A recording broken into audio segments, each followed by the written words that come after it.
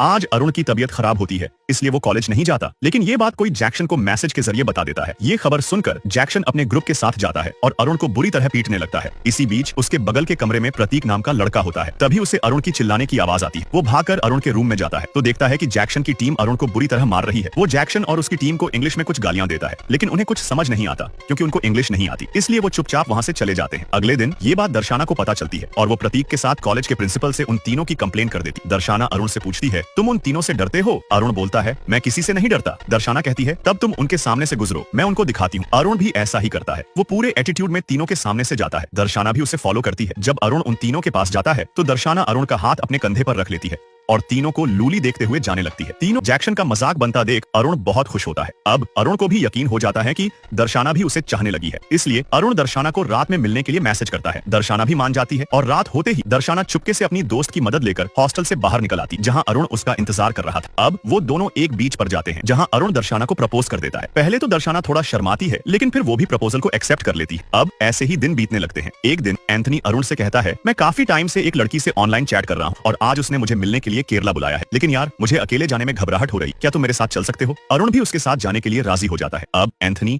और अरुण केरला के एक रेस्टोरेंट में जाते हैं जहां वो लड़की भी अपने एक दोस्त के साथ आई हो। एंथनी और उसकी गर्लफ्रेंड एक साथ बैठते हैं और अरुण और उस लड़की की दोस्त बाहर टहलने जाते हैं, जहां अरुण उस लड़की की बातों से काफी इंप्रेस हो जाता है। जब वो लड़की अरुण से पूछती, तुम्हारी कोई गर्लफ्रेंड है? तो अरुण सोच में पड़ जाता है, क्या बोलूं? तभी अरुण को दर्शना का कॉल आता है, लेकिन पता नहीं क्यों अरुण कॉल नहीं उठता और उस लड़की से बोल देता है, मेरी कोई गर्लफ्रेंड नहीं है। उसके बाद एंथनी, उसकी गर्लफ्रेंड और अरुण, वो लड़की सब एक जगह पर जाते हैं। वहां कुछ कपल छाता लिए एक्स्ट्रा क्लास कर रहे हो। एंथनी भी एक छाता लेकर अपना क्लास स्टार्ट कर देता है। अरुण के साथ जो लड़की थी वो भी एक छाता लेती, वो भी अरुण के साथ एक्स्ट्रा क्लास करना चाहती, लेकिन तभी वहां पर कुछ लोग हाथ में डंडा लिए और सबको मारने लगते। वहीं पर एक लड़का इसकी वीडियो बनाकर यूट्यूब पर अपलोड कर देता। लोगों को मार खाते देख अरुण और एंथनी लड़कियों को लेकर वहां से भाग जाते। कॉलेज आते टाइम बस में अरुण काफी गिल्टी महसूस करता है। अगले दिन दर्शना अरुण को केरला वाले इंसिडेंट के बारे में बताती है और बोलती है, उस वीडियो में एक लड़का बिल्कुल तुम्हारी तरह टी शर्ट पहनकर भाग रहा था। ये सुनकर अरुण डर जाता, कहीं दर्शना को पता न चल जाए कि वो लड़का मैं ही था। तभी अरुण का दोस्त उस लड़की का खरीदा हुआ छाता अरुण के हाथ में रख देता है, जिसे देखकर दर्शना को पता चल जाता है कि वो भागता हुआ लड़का अरुण ही था। अब दर्शना रोते हुए वहां से जाने लगती। अरुण भी उसके पीछे जाता है और बोलता, मैंने कुछ भी उस लड़की के साथ नहीं की, मेरी गलती बस इतनी है। जब उसने पूछा, तुम्हारी कोई गर्लफ्रेंड है? तो मैंने ना बोल दिया। दर्शना को किसी और के साथ देखकर अरुण को बहुत दुख होता है, क्योंकि अरुण अभी भी दर्शना को चाहता था। वो दर्शना को केदार से मिलने के लिए मना करता, क्योंकि अरुण जानता था कि केदार अच्छा लड़का नहीं है। केदार पहले भी बहुत सारी लड़कियों को धोखा दे चुका है, लेकिन दर्शना अरुण की बात नहीं सुनती और केदार के साथ चली जाती है। वो दोनों एक रेस्टोरेंट में जाते हैं। केदार दर्शना से खाना ऑर्डर करने को बोलकर वॉशरूम चला जाता है, लेकिन वो अपना फोन टेबल पर ही छोड़ जाता है। तभी केदार के फोन में बहुत सारी लड़कियों के मैसेज आते हैं, जिसे देखकर दर्शना काफी गुस्सा हो जाती। उसे केदार की सच्चाई का पता चल जाता है। केदार के वॉशरूम से आते ही दर्शना उसको मैसेज दिखाकर एक जोरदार थप्पड़ जड़ देती है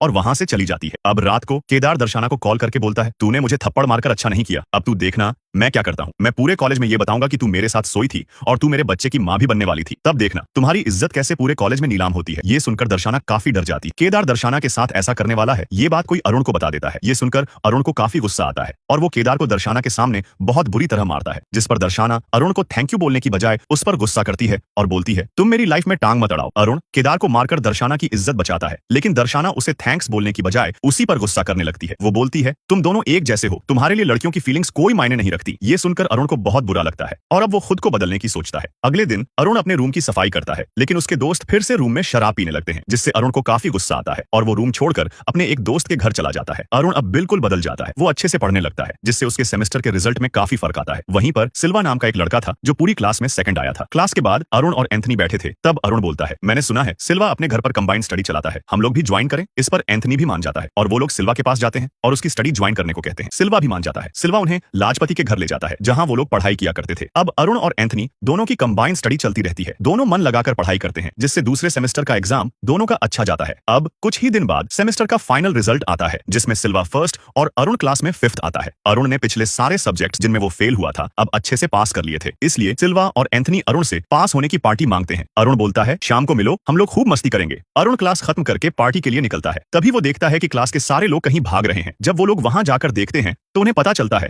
कि सिल्वा का एक्सीडेंट हो गया है। अरुण और सारे स्टूडेंट्स साथ मिलकर सिल्वा को हॉस्पिटल ले जाते हैं, लेकिन सिल्वा बच नहीं पाता और उसकी मौत हो जाती है। सिल्वा की मौत से सारे स्टूडेंट्स काफी दुखी हो जाते हैं, खासकर अरुण और एंथनी, क्योंकि सिल्वा की कंबाइंड स्टडी ज्वाइन करने से वो लोग पास हुए थे। सिल्वा के जाने के बाद सारे स्टूडेंट्स डिसाइड करते हैं कि सिल्वा की कंबाइंड स्टडी यूं ही चलती रहेगी और वो भी अपनी स्टडी कंटिन्यू रखेंगे। इस बीच दर्शना अरुण से काफी अट्रैक्ट होने लगती है, क्योंकि अरुण अब बिल्कुल बदल गया था। दर्शना फिर से अरुण को चाहने लगी। एक दिन स्टडी खत्म करके हॉस्टल जा रही होती है तो अरुण बोलता है, चलो मैं छोड़ देता हूँ। तभी अरुण को माया का कॉल आता है और माया अरुण को अपने घर बुलाती है क्योंकि माया के पिता की मौत हो गई थी। इसलिए अरुण दर्शना को सारी बात बताकर चला जाता है। ये देखकर दर्शना को काफी बुरा लगता है।